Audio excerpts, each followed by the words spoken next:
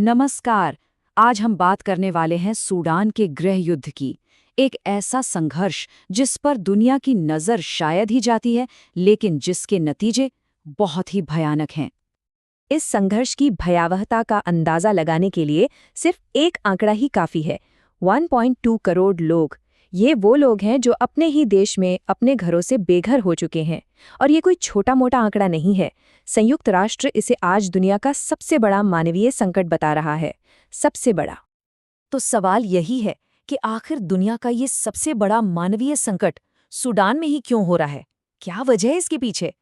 इस सवाल का जवाब पाने के लिए हमें थोड़ा पीछे जाना होगा और समझना होगा कि आखिर ये सब शुरू कैसे हुआ।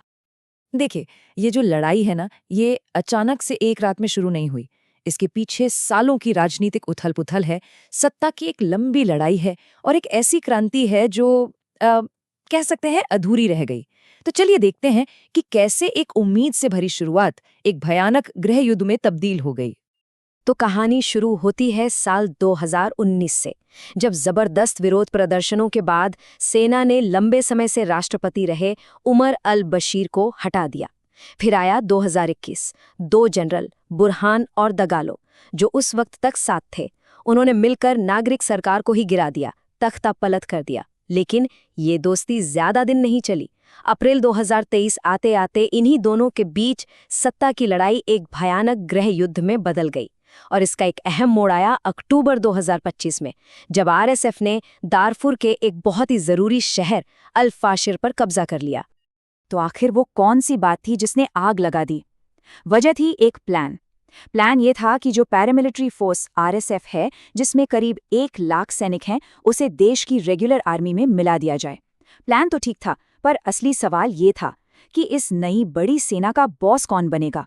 बस इसी एक सवाल पर, इसी सत्ता की खींचतान ने पूरे देश को जंग की आग में झोंक दिया। और यहीं से हम इस पूरे संघर्ष के दिल में पहुंचते हैं। ये लड़ाई है दो जनरलों की, सिर्फ और सिर्फ सत्ता के लिए, और उनकी इस पर्सनल दुश्मनी की कीमत पूरा देश चुका रहा है। तो मिलिए इस कहानी के दो मेन किरदारों से। एक तरफ हैं जनरल अब्देल फतेह अल बुरहान। ये सूडान की ऑफिशियल आर्मी यानी एसएएफ के चीफ हैं।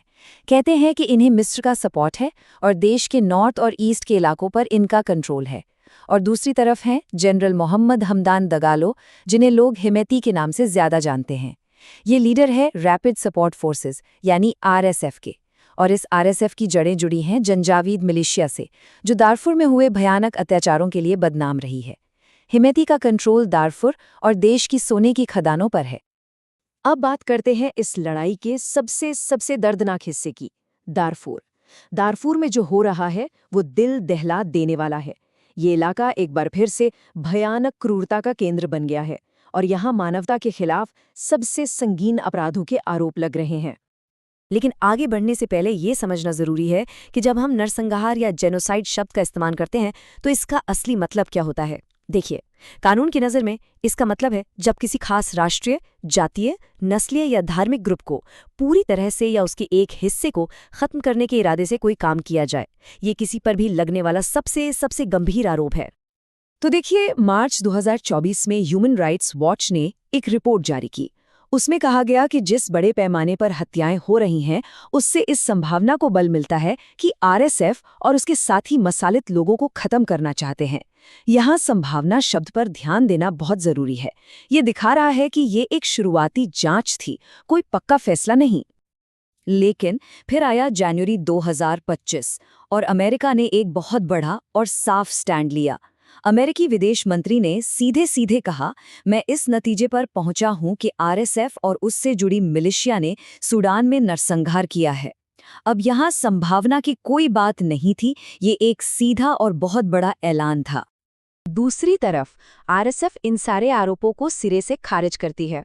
उनका क्या कहना है? उनका कहना है कि दारफुर में जो कुछ भी हो रहा है वो एक कबीलाई लड़ाई है और इसमें उनका कोई हाथ नहीं है। चलिए अब जरा बड़ी तस्वीर देखते हैं। दुनिया इस सब पर क्या कर रही है? क्या वाकई ये एक भूला हुआ युद्ध है जैसा कि कहा जाता है? और कौन-कौन सी बाहरी ताकतें हैं जो इस आग में घी डालने का काम कर रही हैं? तबाही कितनी बड़ी है, इसका अंदाजा इन आंकड़ों से लगाइए। 1.5 लाख से ज्यादा लोग मारे जा चुके हैं। 2.5 करोड़ के करीब लोग भूखमरी का सामना कर रहे हैं। और जो बात सबसे ज्यादा डराती है वो ये है कि जो 80% इमरजेंसी किचन्स चल रहे थे, जहां से लाखों लोगों को खाना मिलता था, वो बंद हो चुके हैं। सोचिए उनका क्या हो रहा होगा। और ये लड़ाई सिर्फ सूडान के अंदर ही नहीं लड़ी जा रही, बाहरी देश भी इसमें शामिल हैं। एक तरफ सूडान की आर्मी को मिस्र और ईरान का सपोर्ट बताया जाता है, तो दूसरी तरफ आरएसएफ को यूएई और लीबिया से मदद मिल रही है। तो ये एक तरह की प्रॉक्सी वॉर भी बन गई है, जहां बड़े देश सूडान की जमीन पर अपनी लड़ाई लड़ रहे हैं, और इससे शांति का रास्ता और भी मुश्किल हो गया है। तो दुनिया इतनी खामोश क्यों है? इस सवाल पर यूएन के हेल्थ चीफ टेड्रोस ने एक बहुत ही चुभने वाली बात कही। उन्होंने कहा, मुझे लगता है कि इसमें रेस यानी नस्ल का भी हाथ है। ये एक बहुत बड़ा आरोप है।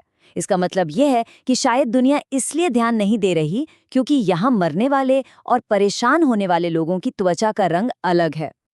तो कुल मिलाकर दुनिया ने किया क्या? सच कहें तो कुछ खास नहीं। शांति की बातें तो हुई, पर हर बार फेल हो गईं। डिप्लोमेटिक कोशिशें भी एकदम ढीली ढाली रहीं। दुनिया के रिएक्शन को पूरी तरह नाकाफी कहा गया है। और हद तो ये है कि दारफुर में हथियारों पर बैन तो लगा है, पर उसे पूरे देश पर लागू नहीं किया गया। मतलब हथियार आराम से आते जा रहे हैं। तो सवाल ये है कि जब शांति का कोई रास्ता नहीं दिख रहा, बाहर से आने वाली मदद भी बंद हो रही है, तो सूडान के 4.5 करोड़ लोगों का क्या होगा? उनका भविष्य क्या है?